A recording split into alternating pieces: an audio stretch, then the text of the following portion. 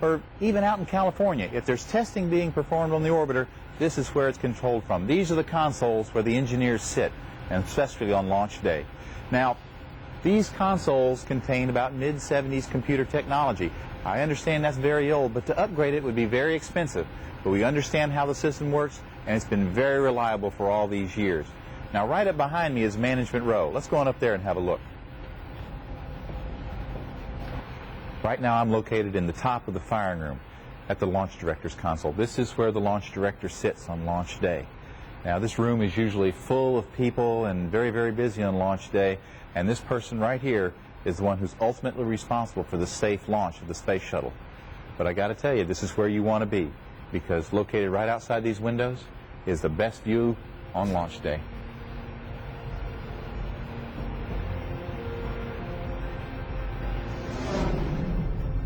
Welcome to Launch Pad 39A, where we've launched about half the space shuttles.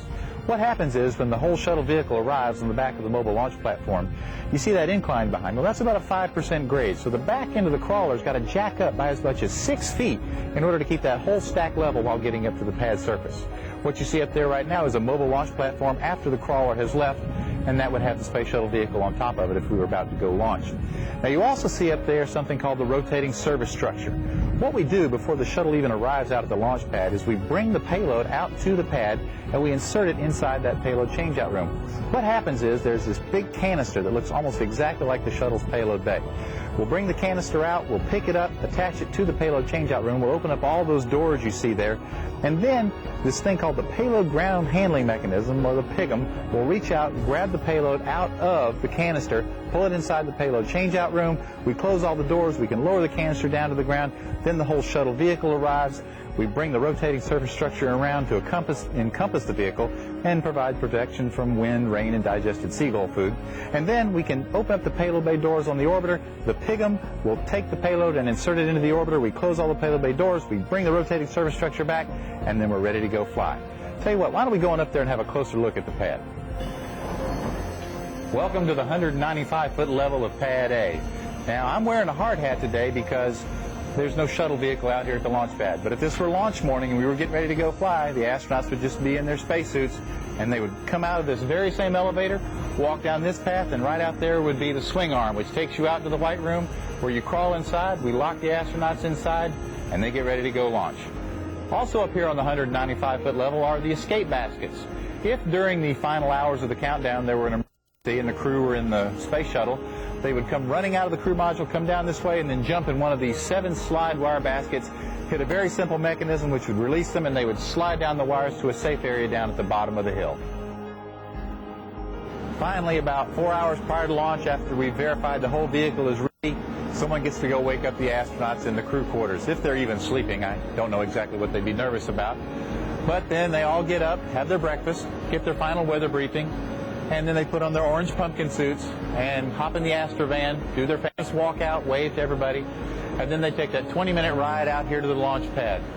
Once they arrive downstairs, 255 feet below us, then they hop out, get in the elevator, and take the ride up to the 195-foot level. Let's go down. And then once all the astronauts are safely secured inside the orbiter, we close the hatch, and all the really, really smart people in NASA get 3.5 miles away, leaving these 7 astronauts with about an hour to an hour and a half to contemplate the career decisions that they've made, which led them to be sitting on top of this explosive equivalent of a small nuclear weapon. There's really not a whole lot for the astronauts to do during that final hour and a half. So the astronaut commanders, they try to keep things light, I'm sure, inside the crew module during the final phases of the countdown. When we finally get to T-minus 6.6 seconds, we begin to ignite the main engines on the back of the orbiter. Now, it only takes 3 seconds for them to come up to full power. And so you might well ask, well, then why do you start them at T-minus 6.6 seconds? Bear with me here. The reason is, as those engines ignite, they will bend the external tank as much as 3 feet up at the very top because of their thrust. And it takes them about 6 seconds to bend and then twang back to pure vertical. And that's why we do it at 6.6 seconds. We don't want to be launching when the orbiter and the whole vehicle is bent like this. So finally at T0, we're all ready to go. We are so sure that the solid rocket boosters are going to ignite that we send the command to blow the bolts, holding the vehicle to the ground first, then we send the command to ignite the boosters. 10, 9, 8, 7. We have a go for main engine start. 5, 4, 3, 2, 1. And liftoff of the Space Shuttle Endeavour on the first space-out mission and the retrieval of the Eureka spacecraft. Each booster then goes from 0 to about 3 million pounds of thrust in less than half a second. That's quite a kick in the tush if you're sitting on top of the orbiter. And then they begin their climb out. You'll see when it gets to a point just about where it clears the launch tower there, that's where we turn over control from here in Kennedy Space Center to the folks at Johnson Space Center in Houston, Texas. It continues its climb out about 2 minutes and 6 seconds into flight. The boosters are done. They are jettisoned. They continue on in a giant arc somewhere about 150 miles out in the ocean. As they begin to fall back towards the Earth, a small chute will come out, and that will pull out 3 larger parachutes, which will gently lower the booster down into the ocean, where we have one of our ships and our NASA Navy waiting for it. They'll go out there, install a plug in the bottom, pump some of the water out, or pump air in, whichever way you want to think about it. Get the water out of there. The solid rocket booster will begin to float like this. Then we tow it back over here to the Cape Canaveral Air Force Station, where we clean it, inspect it, take it apart, and then we send it back to our friends in Utah at Thiokol. They will refill it with propellant, and then they send it back to us, and we reuse it. Now, this is all that's happening downstairs. You may remember when we last left our 7 heroes, they were still going upstairs with the external tank attached. 8.5 minutes after T0, the external tank is essentially empty. It is jettisoned. It will continue on in its own giant arc, but usually somewhere over the South Pacific or the Indian Ocean, it will re-enter the Earth's atmosphere and burn up. Once we're up in space and we're in a nice orbit the way we want to be, one of the first things we do is we open the payload bay doors on the top of the orbiter. We do that because the payload bay doors, the inside of them, are giant freon-filled radiators that are used to cool all the hundreds of electronics boxes, as well as the cooling for the astronauts who are in the crew module.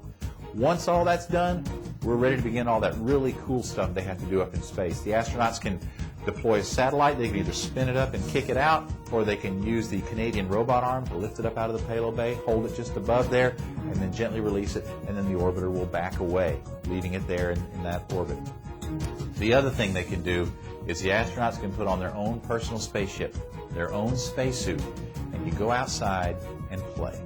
It's just so cool. I can't imagine. Just here's your faceplate right here. Below you, 200, 300 miles below you, going by at 5 miles per second is your home planet, and you're just floating above it. I can't imagine anything that would be cooler than being able to do that. Once we've done all that very cool stuff up in space, it's time to come home. Somewhere halfway around the world, sometimes over Australia, they'll turn the orbiter around backwards, fire those orbital maneuvering system engines again for the last time. At this point, the orbiter is really nothing more than a brick with wings. But because the astronauts are such good pilots, and because they are trained so well, half a world away, finally back here at Kennedy Space Center, they bring it down to a perfect pinpoint landing almost every time. We hook up all of our safing equipment, make the vehicle safe for the astronauts to get out. They do that, and then we tow the orbiter back to the orbiter processing facility, and we start this whole process that I just described to you all over again. And that, my friends, is how we get shuttles ready to go fly here at Kennedy Space Center.